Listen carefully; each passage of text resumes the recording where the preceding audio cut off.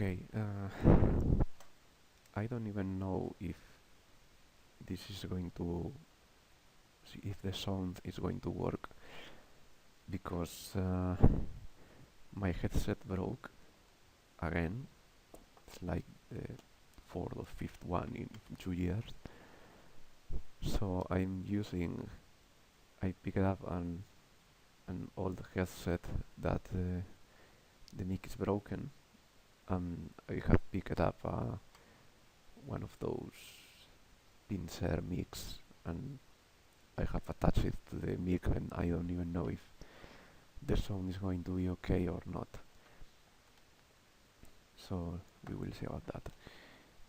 So the thing I wanted to talk this time, following more or less the line of my last video about narrative in fiction, I wanted to talk about something that I don't know if you know an anime series called Recreators that is right now in emission, and there is a character that she's my favorite character, but I'm sure she's going to die in a very very painful way, and I was discussing that in Twitter, and I decided to talk about it because I think the reason why I know that she's going to die in a painful way is because of a problem that I think that today's fiction have in narrative, and not only today's,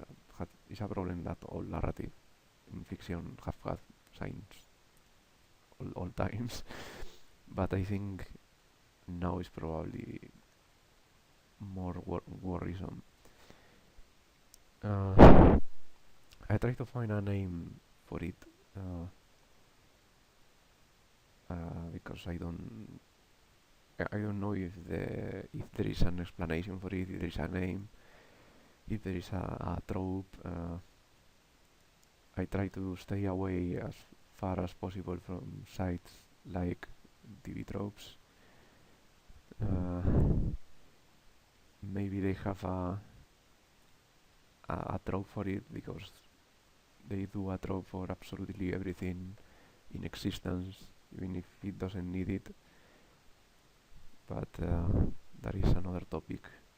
Maybe one day I will do another video into why TV tropes is also harmful to today's fiction.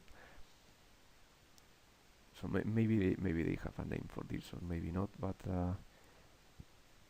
the first name I thought for it was like proportionate retribution or punishment. But I think maybe the better name is something like karma, and maybe we can find a better name for it. But I'm going to go with karma for now. So what is the thing? The thing I talking about is when you are watching a fictional work, and the moment a character does something evil or bad, that character ends up having a retribution. Maybe that's the word for what they did. So if someone kills a person uh, because they are evil, they die, and if they did it in a particularly evil way, they die in a particularly terrible way, or maybe it's not dead, but like a character was mean to the protagonist, so that character gets a retribution like in the same way. Maybe her clothes get ripped apart when she's in front of people or something like that. But they always get like some kind of punishment or retribution that it doesn't come from the protagonist, like taking them to jail or something. It's not like in real life. Like in real life, a punishment will be like if you kill someone, you go to jail. But this doesn't happen because of that. This happens usually in some plot way. I don't know how to say it in English. Like it simply happens. Like the villain just falls from a cliff or something, or if he was particularly evil and he has to die in a very painful way, he falls into, I don't know, to a lot of knives and dies with extreme pain or something like that. And this is something that it doesn't always happen. Of course, when I talk about this stuff, I always say I talk in generals, and I'm making generalizations, and it doesn't matter how many times I say it. There will always some autistic person who comes and says that all of this is false because he knows about one case in which it doesn't happen. I know a case in which it doesn't happen that way. Like it comes to mind the anime Chaos Dragon, where one of the characters is a evil woman with some kind of chaotic sword, and she kills people just because she wants. And I thought, okay, this girl is gonna die very painfully, and in the end, not only she doesn't die, but she gets the item she was looking for.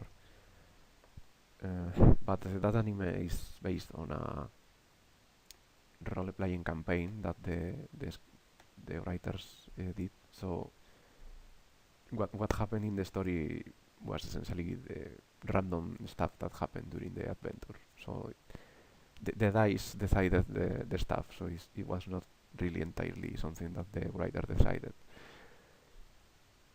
But okay, yes, there are exceptions to this, obviously, but it's a thing that I think happens in most of fiction.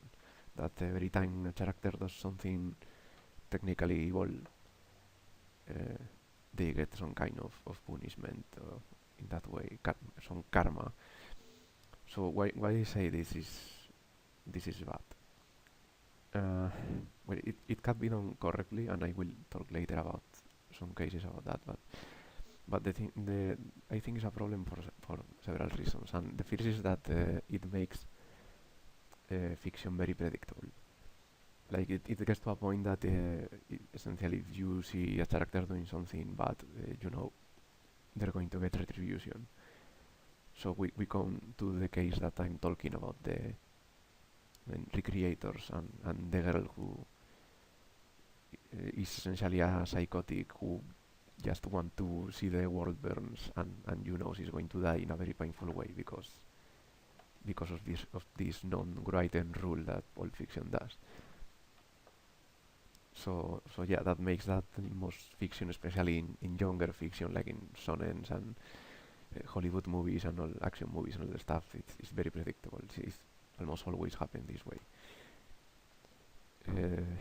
So that at least for me makes everything very simple. Like you see this a character doing something bad, and that's it. That character is going to die. Even if he's from the protagonist group, if he does something bad at some point, he will have some kind of karma going for him or for her or whatever. So that's one of the main reasons why I think it's bad, and the other reason is because I think it makes works very boring. It's a very boring way to do stuff. Well, this may be more complicated to explain. And the thing is, this maybe is not more a problem directly from this rule, but more a conclusion from the rule being applied for many years. Like, people is so accustomed to this happening all the time in all movies and all animes that they not only expect it but want it. Like if a character does something bad, they expect and want that character to suffer. And if something happens to a character who hasn't done anything bad, they see it as some bad writing. Like in both cases, like if an evil doesn't get his punishment, they think it's a bad ending or bad writing, and if someone gets punishment they didn't deserve, also they consider it's bad. And one example of that probably is the one that comes to mind is if you have seen Jurassic World, there is a girl, a secretary, that she's ordered to take care of the children, and she doesn't want to, so she's shown as bored. Like the children are watching the dinosaurs and she's bored. That's like the only thing she does. She's bored. And then the pterodactyls get free, and one of them picks her up flying, and then she falls. Uh, she blasts against the water. Then the pterodactyl goes down and hits her again and claws her. And then this monster, I don't remember the name, but this aquatic monster eats her alive. And most people in that scene was like, why so much hate? Why she deserved that? And what I have read is that they have more scenes recorded, like in which she appeared as more of an evil person, and that's why she got that punishment. But since they didn't add that to the final movie, it looks like she hasn't done anything bad. No, so that's why people was like, why this, why so much hate? But the thing is, it shouldn't be that way. It shouldn't be that she should or should not receive that death depending on what she did. It's a very, I think it's a very boring thing to do. Like the things that happens to the characters must be in relationship to what they have done. I think that is very boring, and people expect that now. People expect that that's going to happen, and if it doesn't happen that way, they think it's bad.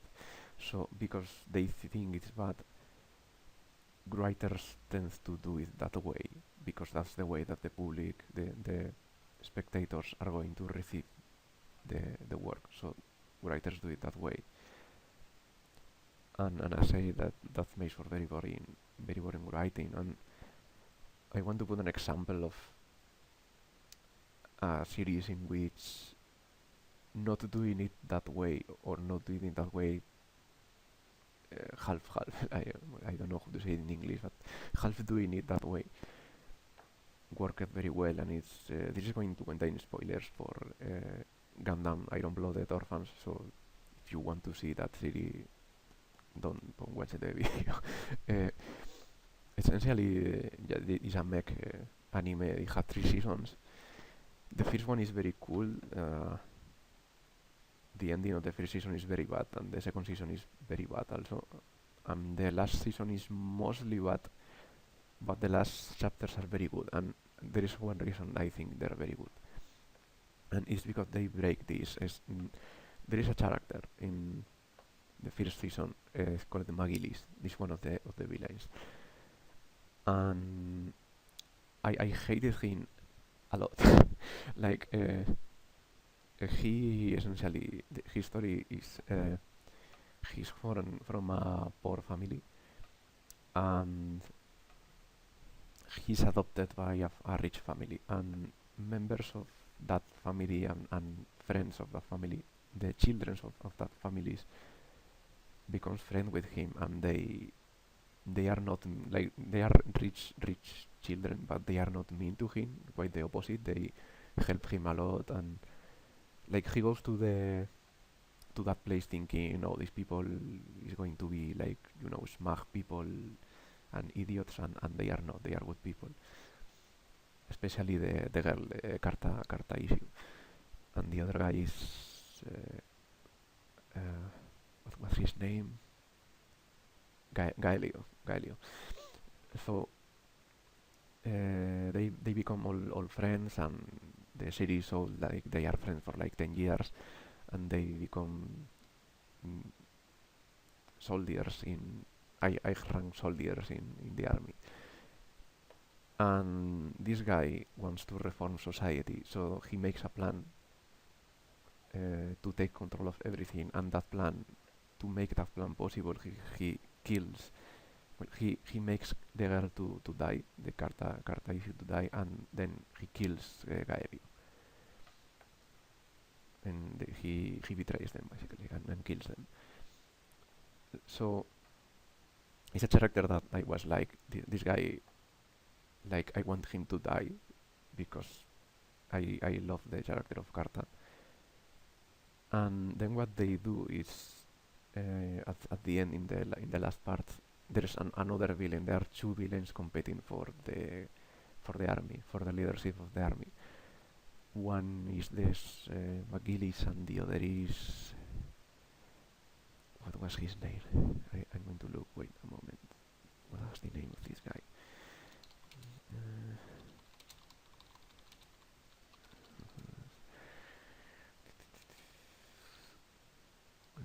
¿Cómo se escribía esto? What is name? I know who was spelled Galarohorn, but how the fuck do you write Galarohorn? Galaki. Yeah, Galarohorn. Galarohorn is the faction, and the characters are Helio, Magilis,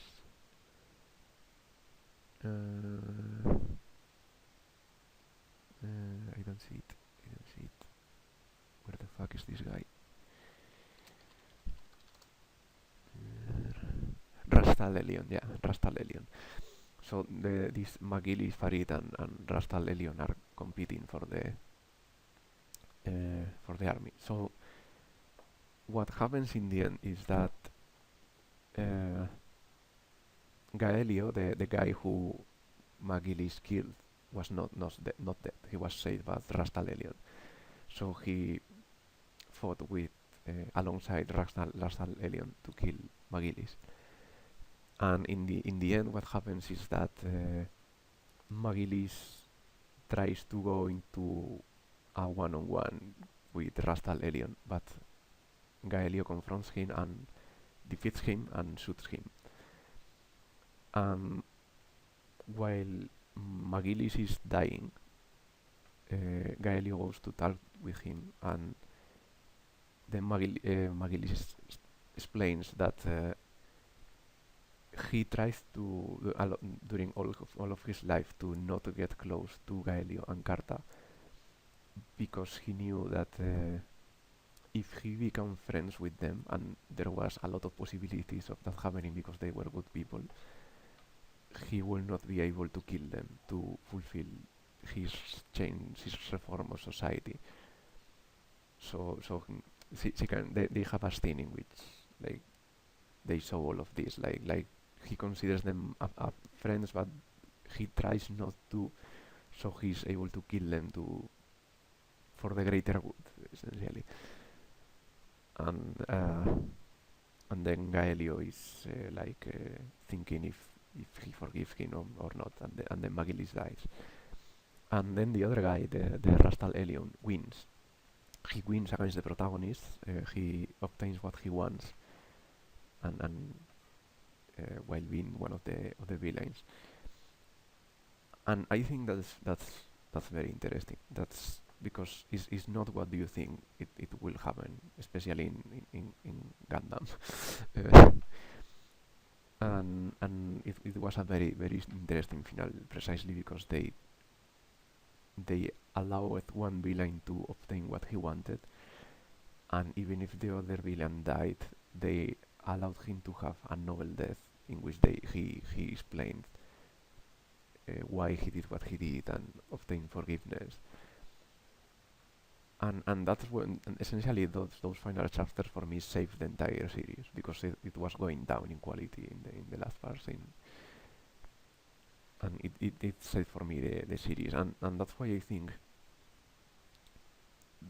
that makes a lot more interesting a work. And if they had made Gundam Iron Blooded following these rules that karma rules, for lack of a better name, it would have been a very bad series. it would have been a series that goes starts good but then goes down and down and down until a bad ending. If they make like the protagonist defeat all of the villains and McGillis dies in a very horrendous and dishonorable way, I think that would have satisfied shonen fans because shonen are very simple works in which this karma thing almost always happens. And but then it would have made for a bad series overall. Uh, I think I can probably think of more reasons why I don't like this. Is one of the reasons I have a problem, like you can call it a curse, and is that I can predict very easily what is going to happen in almost everything. Like it's very hard to surprise me in any work of fiction because I look at the way the narrative is done. Because I'm a narrator myself, I do comics. I have studied narrative. I have going to university to do. I have studied cinema. I have studied writing of scripts. I don't know how this works in a narrative way. So when I look at a new work of fiction, I cannot help but to look at it from the perspective of an author, of a writer, and I quickly see this kind of stuff. Like, oh, this character has done something evil, he's going to die, and you know everyone is surprised when the character dies, and I like, okay, it was very obvious. And even in this series I am talking about in Recreators, I I deducted the biggest surprise of the show just by watching the opening. It's kind of a curse I have, and these kind of things, this kind of stuff where these non-vital rules like the karma thing are the reasons why this happens. Why I can easily predict all of this stuff happening. And when I find a show that doesn't follow that rules, I am very pleased and surprised. And those works are the ones that for me are the best ones of all. Like then when it appears that they're going to follow very simple logic of narrative like this karma thing, and then those things don't happen. That's why I like, in a way, Chaos Dragon, because it had several stuff like that. Even if it wasn't really a good show overall, but it had uh, some stuff like that make it very good. And that's why I like to Heavy Object, for example. They do that too. They kind of break the rules, some rules of narrative, and one of them is the karma thing. I think. And but I could probably say more about this if I did write an article, but I think this is more or less the overall situation. Uh, of course, as I say, there's gonna be works that doesn't have that, so don't come to me like saying, "Oh my God, you're wrong because this series." Uh, and if you can think of a better name for this happening, then tell me, and maybe I could call it that way. I don't know, maybe mandatory karma or something like that. I don't know. The problem is essentially that this is something that people expect to happen. So in the end, it happens because people want it to happen. It's like happy endings.